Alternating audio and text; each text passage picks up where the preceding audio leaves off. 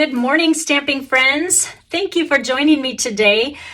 I have been so busy with graduation this past weekend, and I'm still kind of running on adrenaline a little bit, but we had Braden's graduation from high school on Thursday, and then Friday morning, I think our flight left at 6 a.m., which meant up at 3 a.m. We flew to Minnesota, and we had a little Minnesota graduation party for him because we have a lot of family back there. We had such a great time, and then to come back to Arizona, we left at another 6-something a.m. flight, which meant we got up at 3 in the morning again. And so, oh my goodness, I'm so exhausted, but I was really excited to get home and back in my craft room so that I can share some more things with you. Today, I want to share with you something that is kind of, I think, overlooked in the new catalog. By the way, how are you liking the new catalog? Oh my goodness, I absolutely love it. I've put in quite a few orders. Each time I think, oh, I gotta try this. It's too bad I didn't order it all at the same time.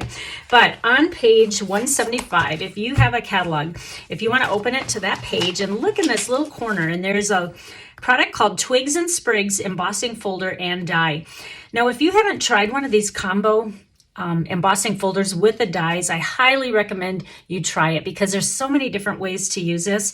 I have really enjoyed using this, and I'm going to show you a couple of different ideas, but sometimes it's hard to tell what this thing does in this little corner here.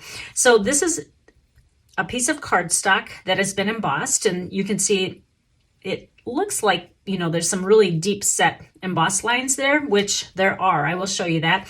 And now this one cuts them out. So you can use it either as an embossing folder and just leave it like that, or you can cut all of these out, and I'm going to show you both ways on this. The price is $35, which is really, I think, a pretty good price because look at, say, some of these other dies are $34, $38, but for $35 you get dies and the embossing folder. So I just really think it's worth the money for this. All right, so first let me show you the product. This is what will come in the package. This is the embossing folder, and like I said, you can use it plain. There's just a lot of different foliage and leaves on here, and it's just gonna make a really pretty background. And now this one fits exactly inside of here, and it will cut many of these larger ones out. Now, the way it works if you wanna cut this out is you have to set this in the embossing folder. Now you can tell which way it is and isn't right away. This is the wrong side, and you can tell because it doesn't line up and it doesn't fit in there. But when you flip it around this way, let's see, it goes this way. It's gonna, whoops, this way. It's gonna fall into the little grooves here like that. It sets right in there, and you know you got it because you move it and it doesn't fall out. So, and you can see it lines up perfectly. All right, so I'll show you that in a bit again, but for starters, I'm just going to show you how it works as an embossing folder. So I'm going to grab my stamp and cut and emboss machine here, and oops, I got to have the handle on the right side. And then we're only going to use one plate here, the base plate that it comes with. And then I'm just going to grab basic white paper. I took a 4 1/4 by 11-inch piece, and I scored it in half on the long side. And I'm just going to fold on the score line so that I can see where I want the embossing folder to stop. All right. Now I'm going to place this. And what I usually do is put the logo side up. Usually that means it's going to come up towards you. So that's what I always use as my top side. Once in a while it's not like that, but I'm pretty sure this one is. And then this line is kind of to make sure it's straight, but what I'm going to do is line up the bottom of the folder with my score line like that. And then you are just going to take the specialty plate, which is gray in the new catalog, put that on top. That's all you need for this one. And then just crank. And I can't wait to show you how deeply it embosses. This is called a 3D embossing folder. I'm going to go one more time because I think it kind of fell off the base plate. And I want to make sure that end got embossed. All right, now look at, I don't know if you can see this on camera, but oh, it's such a deep emboss here. It's not subtle, it's very deep. So isn't that pretty? And then I'm going to make a card out of that. Now I want to show you the other way that you can use this and show you how it cuts out all these pieces. So we're basically going to do about the same thing. Now, one thing that is different on this one is when you cut your paper, Normally you cut an 8.5 by 11 into 4 pieces when you use this for a card front, and you cut it 5.5 by 4.25. However, when I cut that size, I got to show you what happened is it didn't, 5.25 only came to about there. I had to add 3/4 of an inch to get that whole thing. And the reason is, if I wouldn't have done that, it wouldn't have cut out that whole thing. Like when I cut, it would take off the top part of these leaves. So you have to go a little bit longer. This is actually 4.25 by 6 inches. The next thing we're gonna do is we're gonna place this in the little grooves like I showed you before, like that. So we have the folder, the die, make sure the blade side is up because we want it to cut the paper. Then we just place this in here. It doesn't have to be perfect, just so the whole die thing is covered up. And then fold that over. And then we're gonna place it on here. Doesn't matter which way up it is. You can go this way or this way. But like I said, I always put the logo side up. I don't know why. And then we're just gonna run it through again. And this one's going to be a little bit tighter, but it's still the same combination of base plate and then the specialty plate. All right, now look what happens. All those pieces are not only embossed, but they are all cut out. You see that? And look at all these pieces we have just from one run through the Stampin' Cut and Emboss machine. So now I'm going to show you some projects and show you how we're going to use these. This stamp set, I'm not sure if you've ever noticed this, but you know when you stamp and you get, I call them ultrasounds, when you kind of pick up some of the ink around the edge here, it's so frustrating because you can waste a lot of paper. So the best thing to do when that happens is to trim that away. And we don't sell a rubber cutting scissors anymore. I still have mine, but I'm pretty sure our paper snips will work. And what I'm going to do is just, you want to not follow the curves, but just cut short little pieces like this and just cut them straight. And this works fine on this, so don't feel like you need an actual rubber scissors. And you see how by trimming these little pieces, then you're not going to get that ultrasound. So I'm just going to keep trimming around, and you're really going to be a lot happier with this because then you don't have to keep doing do-overs.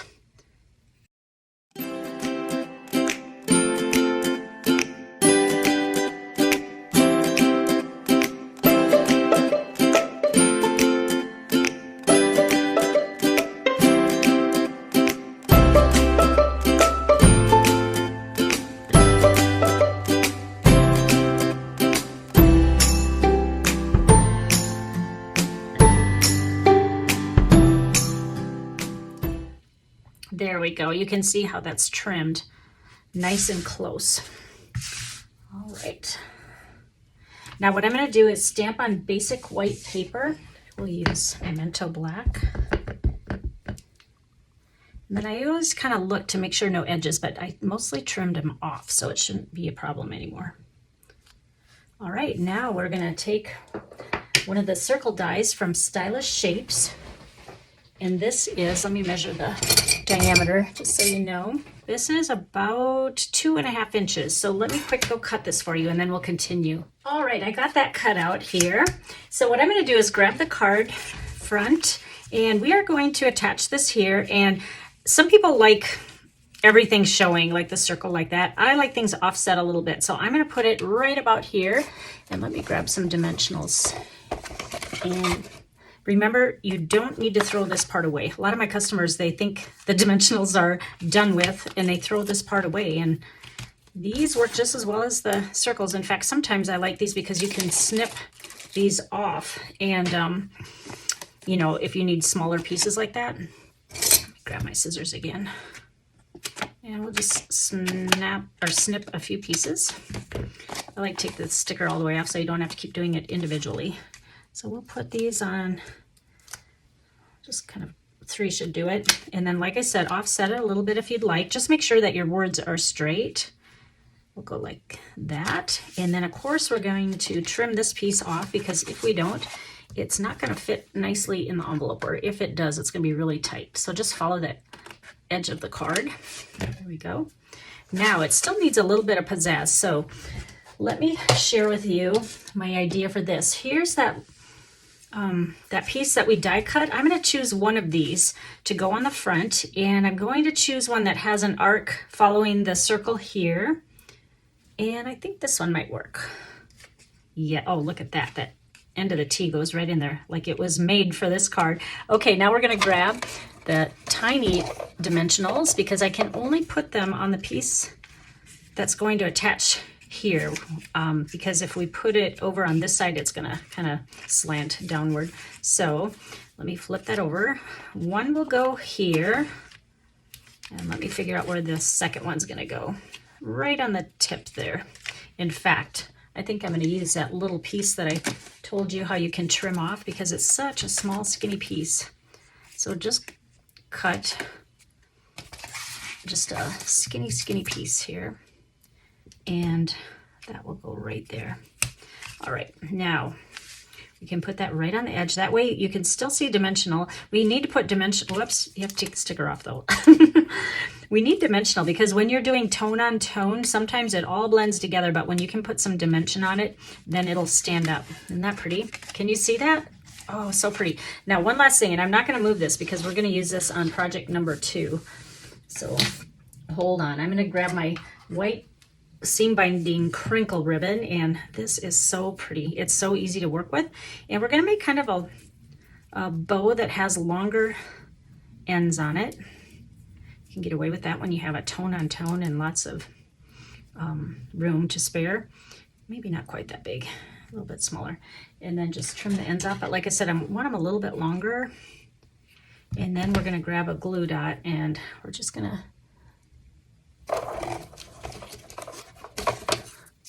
I should know I'm going to need all this adhesive. I always have to reach for it. We'll put this here, and we're just going to put it on the very bottom of the stem here. You know what? I think we're going to have to make this smaller because it's going to get in the way of the letters. But if you're using linen thread, which would also be very pretty, you could do the leg or the strips of the ends smaller because they're so thin. And we are going to have to make this smaller just because it's going to get in the way of the words. I didn't think of that. All right, but we just need something to put at the bottom of that there. There we go. All right, now, not only could this be a thank you card, but if you think about, you know, we all seem like we need sympathy and get well cards in the last couple years more than ever, or even a wedding card or something. It's just a very elegant look. Isn't that pretty? All right, that was super simple, and you could do this easily assembly line and just change out your sentiment there.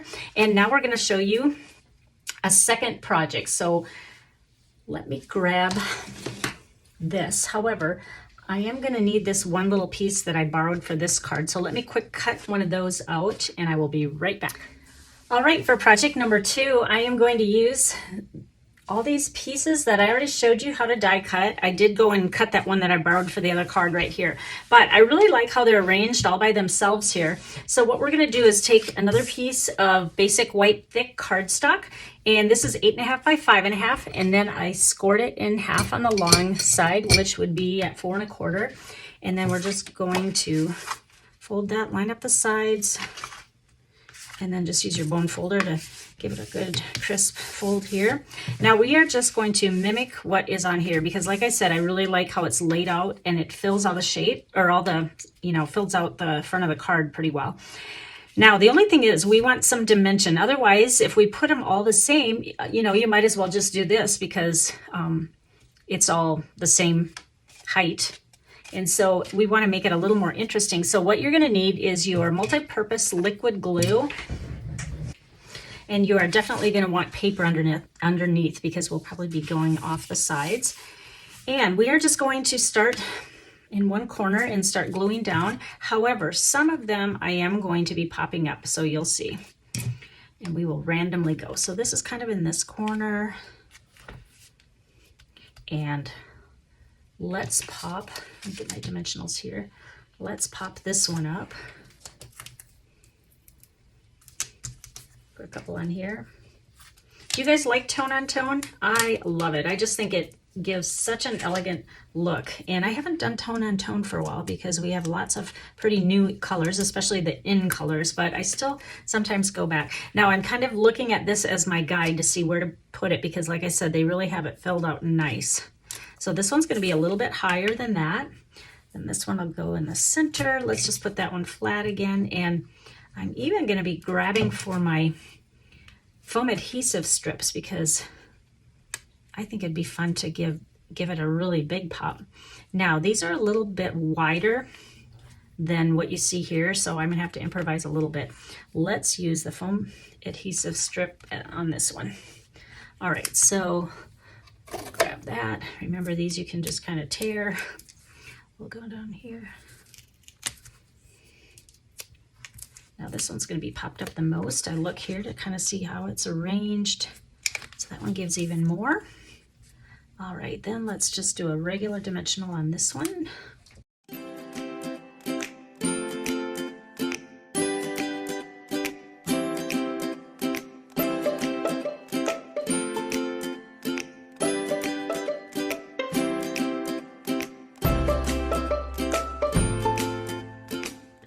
All right. You can see that we have 2 extra because, like I said, they are a little bit wider because, you know, there's a little edge. And what I want to do is cut off the edge again because we don't want that sticking out so that it will fit in the envelope. It'll still look fine. There we go. Now all we have left is to decorate the front. You can hang on to these because we still may use them. All right, now we aren't going to do too much to this because you can see there's a lot of action going on here. All right, for the last part of this card, I took a random stamp set that I still love, a grandkid, and even though it's mainly geared for grandkid sentiments and cards, there's a nice little congratulations here, and I need a few wedding cards for this summer, so I'm going to switch it up and grab this one. Don't forget to look at some of your stamp sets because you might find something hidden in one that you can use for besides what it was meant for. All right, so I already stamped this, and I chose gray granite as the ink. And I used, again, stylish shapes. They have circles, squares, and banners in that die set in all different sizes so that you can layer nicely. And I'm just going to put this on the front. Again, I'm going to use dimensionals. And if you remember, we did put dimensionals underneath this. And so this one's going to be popped up a little bit, but if you look on the left side, this one we did not pop up. So it's going to be kind of a drop, and this is going to be going downhill. So what I'm going to do is center it, put one side on, and then I'm going to grab a foam adhesive strip because remember, this is double the thickness as dimensionals. And that way, this will build this left side up so it will be, you know, not going downhill. So just go like that, and then it's straight across. All right, now if you'd like, I'm not going to spend too much more on this card, but if you'd like to add a few more embellishments, feel free. You know, I know this is a little bit of busyness going on, so I'm not going to, but even if you wanted to pull in this ribbon and, you know, make one more little bow, or you could even use linen thread because it kind of ties in that color. But you know, just like, let's see what it'll look like. I'm not sure I'm going to put it on here because, like I said, the background speaks for itself, and sometimes when you start adding too many things, it just gets a little bit busy. But let me just hold it up and see if I like it. You can see that I'm kind of creating as I go. Whoops.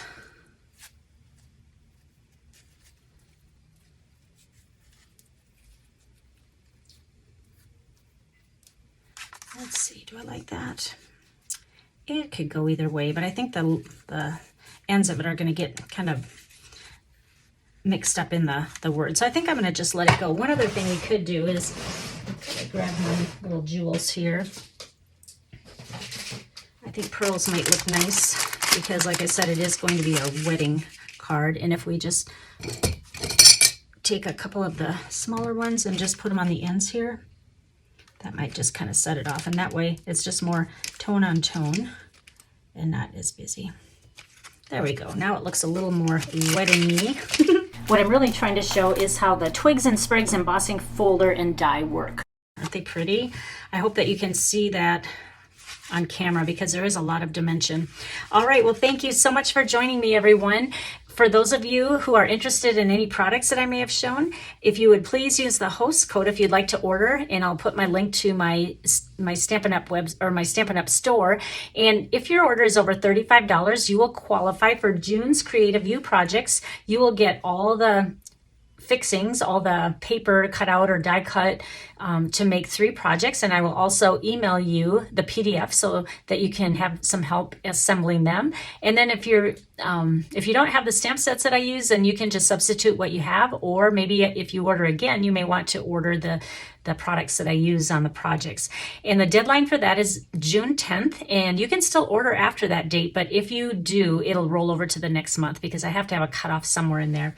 The other thing is, if you decide that there's a lot of things you want and your order is around maybe around $100, you may want to just buy the starter kit, and for only $99 you can choose $125 worth of products, and then also you get some free in color products, and you will get the stamp pads, the cardstock, and the designer series paper, and some grid paper, and that is all free just for purchasing the starter kit. I know this is kind of a small graphic, but there's the ink, the designer series paper, the cardstock, and then the grid paper, and this is worth $66.50. I would love to have you join my team, so I'll put that link up also, and if you have any questions about that, please let me know, and I'd be happy to answer those for you. Thank you again, and I will see you in another week on Tuesday morning, 9 o'clock Arizona time. Thank you, everyone. Bye-bye.